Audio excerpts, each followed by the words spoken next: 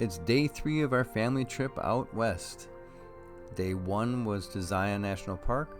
Day 2 was to Bryce Canyon National Park. Day 3 is here at the Grand Canyon. We're at the north rim of the Grand Canyon, actually. And believe it or not, last year we were at the south rim of the Grand Canyon. And we thought then that that's probably pretty much a once-in-a-lifetime trip. Even though we loved it, we like going all over the place. Well, it ended up happening that we ended up in southern Utah this summer and decided why not hit the north rim of the Grand Canyon. Yes, the north rim and south rim are different. Personally, I think there's a lot more to do at the south rim, but the north rim is also spectacular. So let's talk about the Grand Canyon in general, specifically the north rim at first. A worthwhile trip for those who enjoy the road less traveled, the north rim, or other side, in quotes, of Grand Canyon is visited by only 10% of all Grand Canyon visitors. The north rim is over 8,000 feet in elevation, which is, by the way, 2,438 meters. There is one lodge, the Grand Canyon Lodge, and one campground operated by the National Park Service. Well, good timing here with these pictures because hiking across the Grand Canyon from south rim to north rim is a total of 21 miles. Yes, 34 kilometers, by the way. Anyway. However, driving from the south rim to the north rim by automobile requires a 4.5-hour drive of 220 miles. Yeah, so think about that. Hiking across the Grand Canyon from rim to rim is 21 miles, and yet driving would take about 4.5 hours to drive 220 miles to get around from the south to the north or the north to the south. So what's the hiking like? Well, let's see. If I'm going from the north rim to the south rim, I'm going to have an elevation loss of 5,850 feet. Then as you get to the south rim, that's going to include a 4,860 foot elevation gain. Have fun with that. So the North Rim Visitor Center, we visited it. I will have a few pictures here in this video of it, but anyway, that's located adjacent to the parking lot for the Grand Canyon Lodge and Bright Angel Point. A park store and bookshop are inside. Yeah, there's public restrooms and outdoor exhibits behind the visitor center building, and rangers are on staff at outdoor information desks daily at the Roaring Springs Overlook kiosk. For one of the nicest views from the North Rim, you want to start at the Grand Canyon Lodge patio and then walk the paved trail out to Bright Angel Point. From the main parking lot area, it's a relatively short, easy walk to the lodge itself. The lodge is wheelchair accessible, by the way.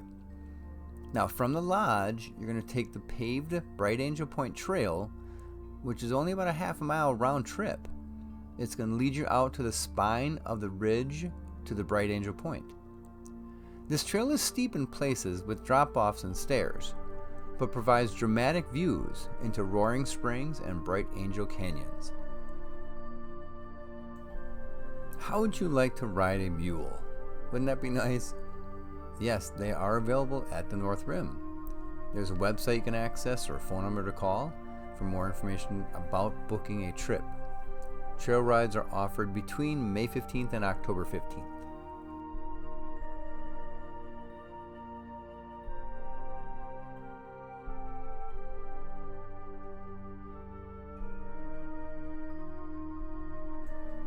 Although we all know there is hiking, there's also a North Rim Scenic Drive. Point Imperial and Cape Royale are reached via a winding scenic drive. The trip to both points, with short walks at each and several stops at pullouts along the way, can easily take half a day. Point Imperial, which is the highest point on the North Rim, stands at 8,803 feet. That overlooks the Painted Desert and the eastern end of the Grand Canyon. Here the canyon transforms as the narrow walls of Marble Canyon visible only as a winding gash, open dramatically to become grand. Layers of red and black Precambrian rocks, not visible at Bright Angel Point, add contrast and color. Part of the viewpoint is accessible.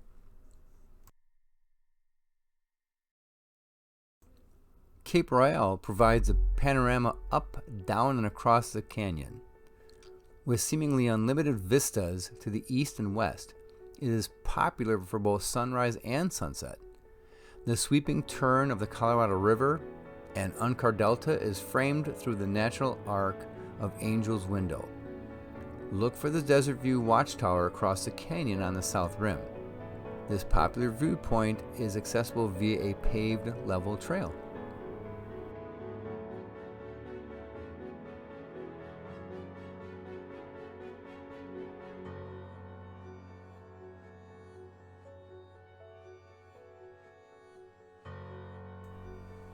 As I said earlier, only 10% of travelers visit the Grand Canyon's North Rim. What about the South Rim, where of course 90% of travelers visit? Well, the South Rim is open 24 hours a day, 365 days a year. All visitor services, including camping, lodging, and food, are available year-round. Reservations are, though, still strongly recommended during the spring and summer and fall months. Because the South Rim is easier to get to, day-use visitors should expect traffic congestion and parking problems, especially during spring break and during summer months. The least crowded time is November through February. A free shuttle bus system operates on the South Rim in the Grand Canyon Village area. Save gas and frustration, park your vehicle and ride the free shuttles around the park. The south rim of the Grand Canyon is a little bit smaller in terms of its height, not as tall. Its height averages 7,000 feet above sea level. Now, the walking at this elevation can still be strenuous, so be careful with that. Speaking of being careful, there are some of you that might want to hike down into the inner canyon. Be careful. The inner canyon includes everything below the rim and is seen mainly by hikers, backpackers, mule riders, and river runners.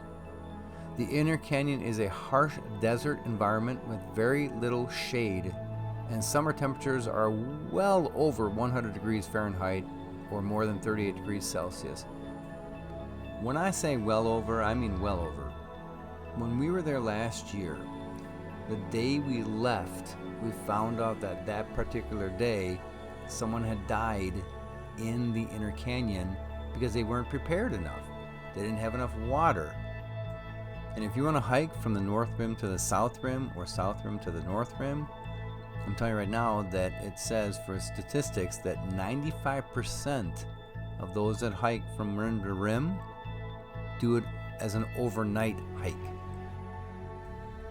If you think about it, the best hiking times of the year would be early spring or late fall, when the temperatures in the inner canyon are not that bad at all. But please remember to bring a bunch of water, keep yourself hydrated.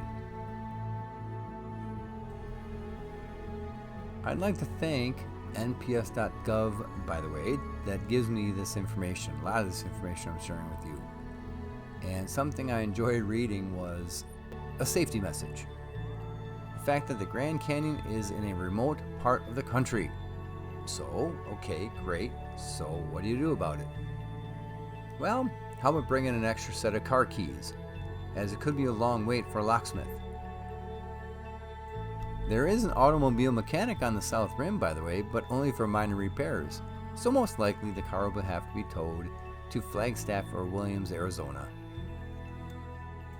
And make sure you have enough water in your car, particularly during summer months. Also very important, as we know. Check out these old-time photos. I love them.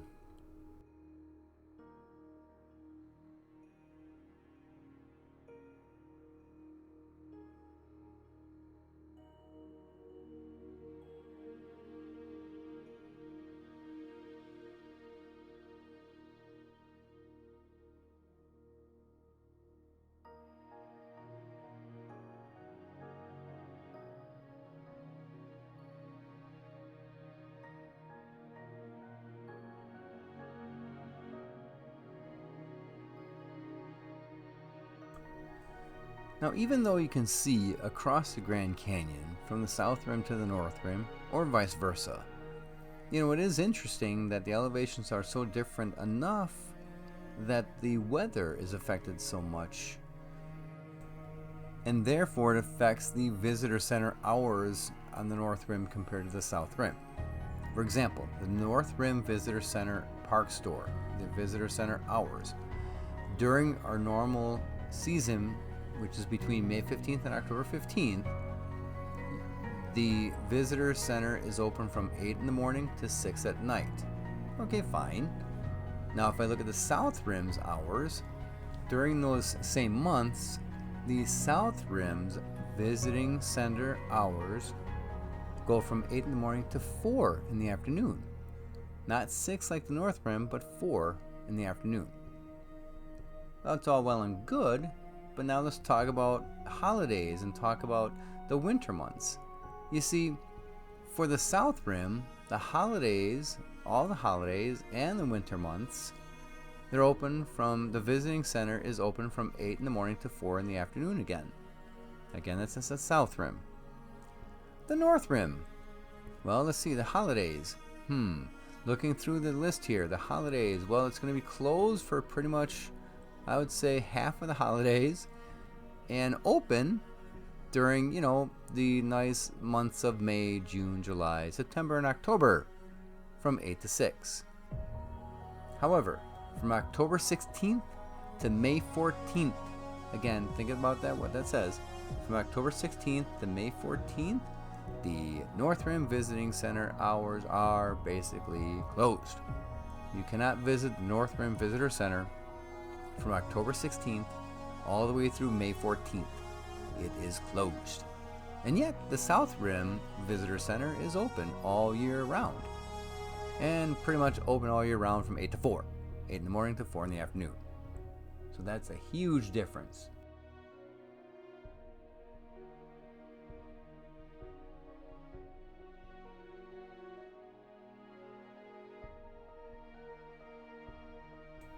A couple of more things I want to mention is that the Grand Canyon National Park offers free park ranger programs on the North Rim.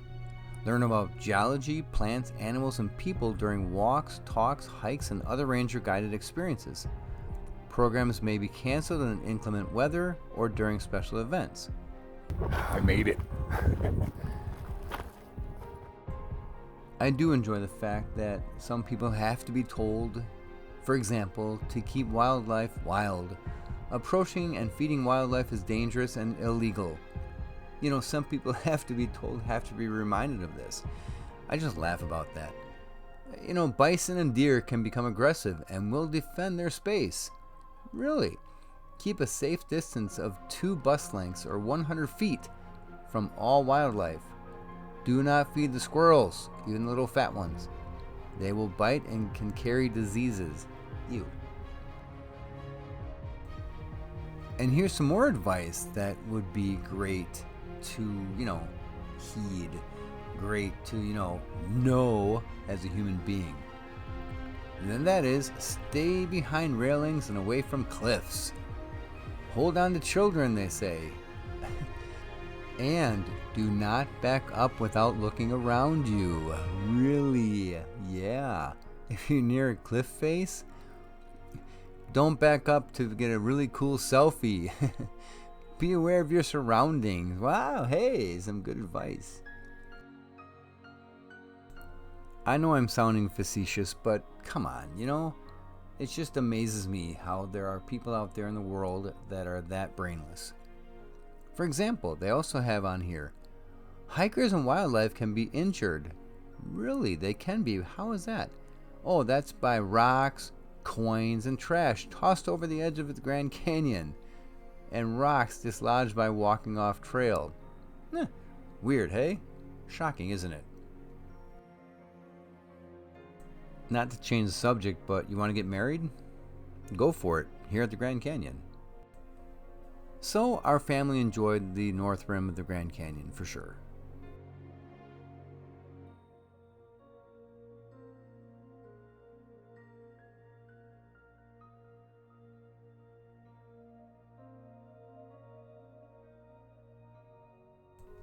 If you have never been to the Grand Canyon, like I hadn't until last year, you do not understand the immensity of it. What I mean by that, you do not understand the awesomeness of the Grand Canyon. You can watch these videos all day and watch it on a big screen TV. They will not do justice of you actually being there and walking up to the Grand Canyon for the first time, especially from the South Rim, in my opinion.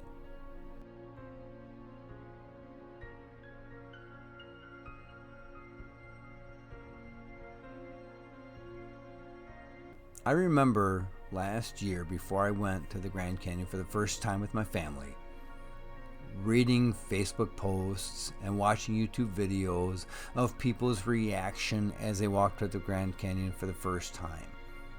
And I sort of giggled on the inside saying, all right, really? You had tears welling up in your eyes? You lost your breath? Okay, sure. Well, then I went to the Grand Canyon for the first time last year. And trust me, oh my Lord, when I walked up to the Grand Canyon's edge on the South Rim for the first time ever in my life, I literally lost my breath. And you can see that if you just happen to watch the other video I made from last year from the Grand Canyon from the South Rim, I'm telling you, you can hear me lose my breath and go, oh, because it was freaking amazing. You have to understand it by going and getting there. If it's not on your bucket list, put it on your bucket list. If it's on your bucket list, get there.